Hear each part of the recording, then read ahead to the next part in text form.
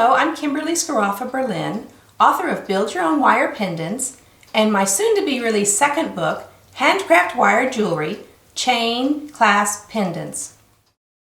Today I'd like to share with you a few basic wire weaving techniques that I have found to be very useful in my wire weaving projects. I would like to share with you types and gauges of wire, how to load a bobbin for weaving, a 2-wire basic weave, and some of my woven sample finished projects. So let's talk about types and gauges of wire. You always want to use a larger base wire, the wire that you're going to be weaving on, versus your weave wire, which would be a much thinner, more pliable wire. Normally you would use a 8 to 10 gauge differentiation between wire gauges. For example, if you had a 20 gauge base wire, you would use a 28 gauge weave wire. Here I have a spool of 20 gauge wire, and I've cut a few pieces that I'm going to be demonstrating for you in just a minute. And I also have a spool of 28 gauge weave wire. You can see that there is a large difference in the gauges of the two wires. Next, let's talk about how to load a bobbin for weaving. I've got before me some 2-inch bobbins, and this is a bobbin. And here's one that's loaded, and you can see the little tail of wire coming out. These are little plastic bobbins, and I prefer the 2-inch size, but they come in multiple sizes. And if you notice the little bobbin, if I press on it, it pops open. I've got some 28 gauge black artistic wire here, and the reason I chose this wire is so that you could clearly see me loading the bobbin. To load the bobbin, I'm going to take my 28 gauge artistic wire and I'm going to hold the tail of it so that it crosses across my bobbin. Then I'm going to start winding, and as I wind, I'm going to wind on top of that tail and work myself back and forth till I've got my wire completely wound on my bobbin. And I chose a smaller piece of wire, shorter I should say, piece of wire, so that you could see as I was going. Now I have loaded my bobbin, and I'm going to trim away that first tail so that it doesn't snag my wire, and I'm trimming it very close so that it doesn't snag my wire as I am unloading it to weave. So I'm just going to get my little cutters in here and give it a trim. And so I've trimmed it very short, and now I'm going to close my bobbin, just snapping it shut. And now I have a loaded bobbin ready for weaving. Okay, so now let's take our base wire and our loaded bobbin, and let's go ahead and loading the wire onto the base wire. So I'm going to start by putting a little tail of my weave wire up against my base wire, and I'm going to hold it. Then I'm going to slowly coil around using my bobbin to hold as I pull my wire around, and I'm going to do that 10 times. 6, 8, 9, and 10. Now, if you can see it right here, there's spaces between my little coils as I've coiled around my base wire. And I've just let my bobbin hang here. It's not going to hurt anything. It's not going to unwind. That's the beauty of the bobbin.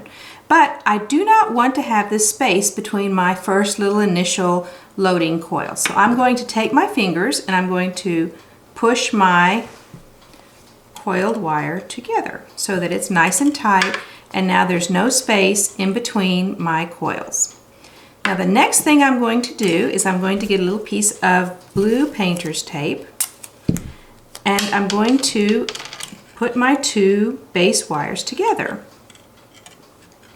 And I'm going to put my little tape on my base wires like a flag, and I'm going to cover up also my little tail of the weave wire, and I'm making sure I've got it nice and tight on there. This is going to prevent my wires from moving around on me as I am weaving, and it's going to hold my tail for me of my weave wire. Now, to make my weaving a little easier, I'm going to separate just a little bit my wires and put just a tiny little bend out at the end so it makes it easier for me to put my bobbin through. Now, the weave I'm going to show you is this very simple basic weave, and that saying that this very simple basic weave can be modified and changed in so many different ways so that it looks like you have an entirely different weave pattern. Now here's the pattern that we're going to be weaving.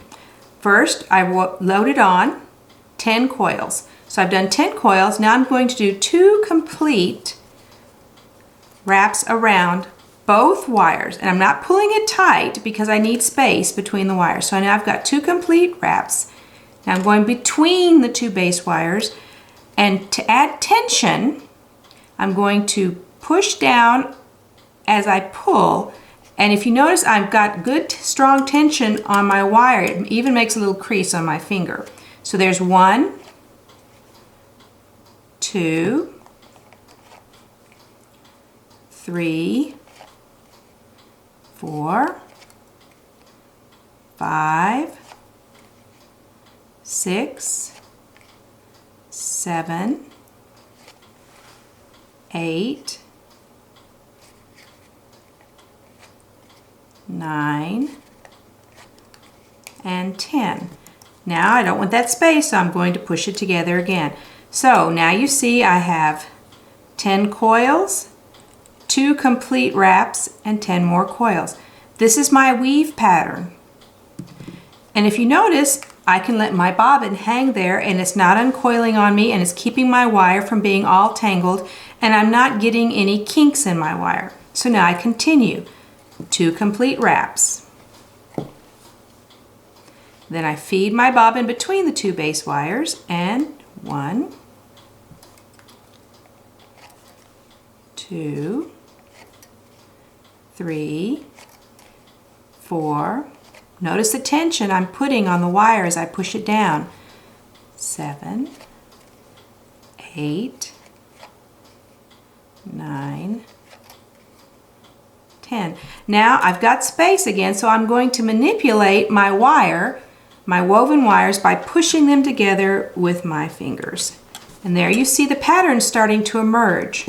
I have 10 coils, 2 complete wraps, 10 coils, 2 complete wraps, 10 coils. And I can do this for quite a while.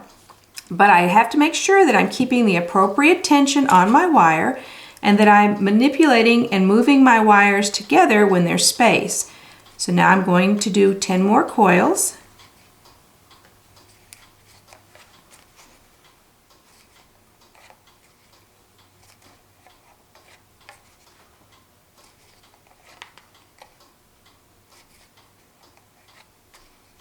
Seven, 8, 9, and 10. Okay, now I'm going to manipulate my wire by pushing together. And you can see the pattern has started to form. Now I have one over here that I've done quite a bit of that same pattern of weaving, and you can see what it looks like as the pattern goes. I've got 10, then 2, 10, then 2, 10 coils, 2 complete wraps, 10 coils, 2 complete wraps, 10 coils, 2 complete wraps. And you can see the pattern it makes all the way down the piece of the 2 base wires, so that you come up with a really nice looking pattern on your weave. Now I've taken, remember I told you that same basic weave can be manipulated into many other weaves. Here I've started, and this is copper, and I've patinaed it a little bit so that you could better see the weaving on the 2 base wires. But I've done my 10 and then 2, 10 and then 2, all the way till I got to here.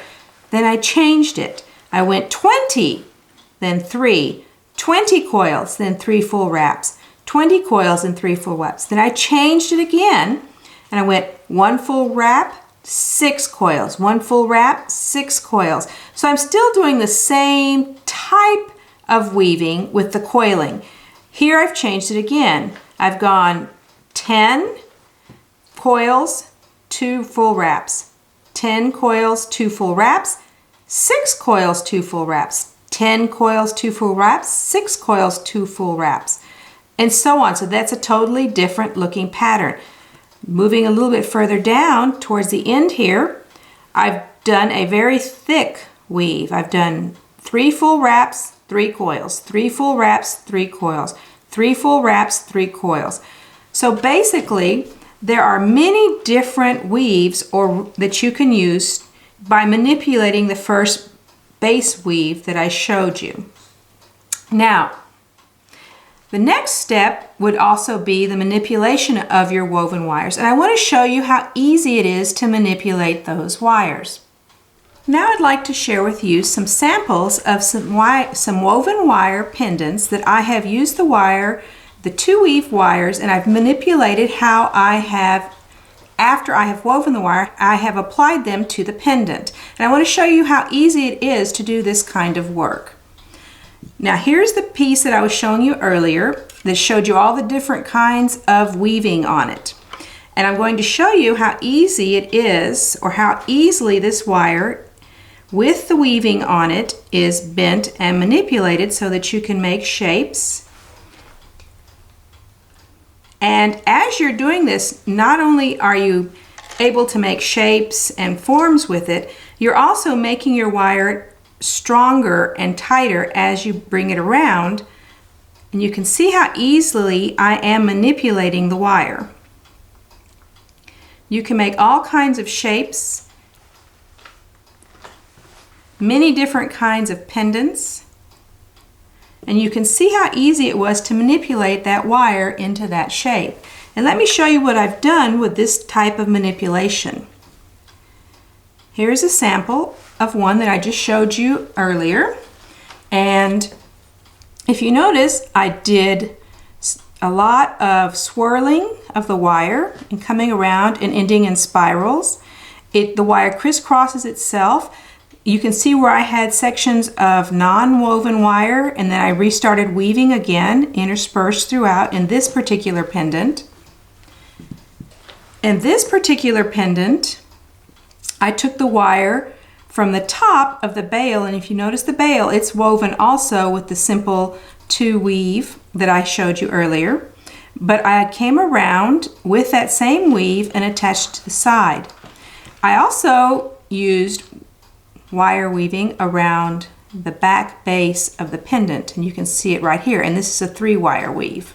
Same principle, just with 3 wires. Then I also, on this one, you can see this one is a 3 wire weave, but coming across the front here, across this big sweep, there's a 2 wire weave. Now here's one in particular where I used the 2 wire weave, but I used much closer on the coiling. I did 4 coils, 2 complete wraps, 4 coils, 2 complete wraps, and it makes a really nice sturdy bale. And then I brought my wires through and I wove all the way across 4 wires till I got to the very bottom. On this particular pendant, I did a 3 wire bale weave, but you can see that once I brought it down here, I split my wires off and I did a 2 wire weave, and I followed that weave around with a single non-woven piece of wire. So the wire is very easy to manipulate with your weaving, and once you have done it, it's very sturdy because it locks in that weaving and just makes it tighter and stronger. Now I'd like to show you just some examples of what you can do with your wire weaving.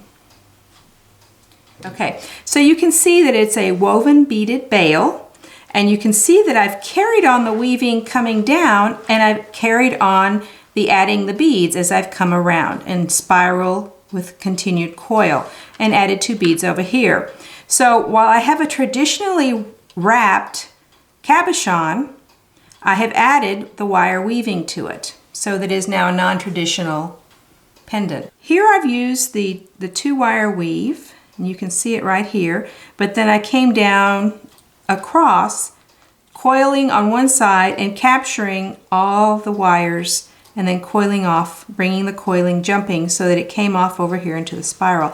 Again, you have a traditional cabochon wrap mixed with the non-traditional weave. A pendant, and it also has the matching chain that goes with it. But this pendant, started out, and you can see the bail is a 2-wire weave, but I kept going with my 2-wire weave so that I had woven enough that I made almost like a woven bead cap. And as I'm going, I added beads in. I continued with a 2-wire weave. I just alternated the weaving pattern that I was using. And you can see how I finished that off. So that, again, is another way that you could use the simple 2-wire weave. I hope you found this short video helpful. Thank you for watching, and please look for my soon-to-be-released second book, Handcraft Wire Jewelry, Chain-Clasps-Pendants. Thank you.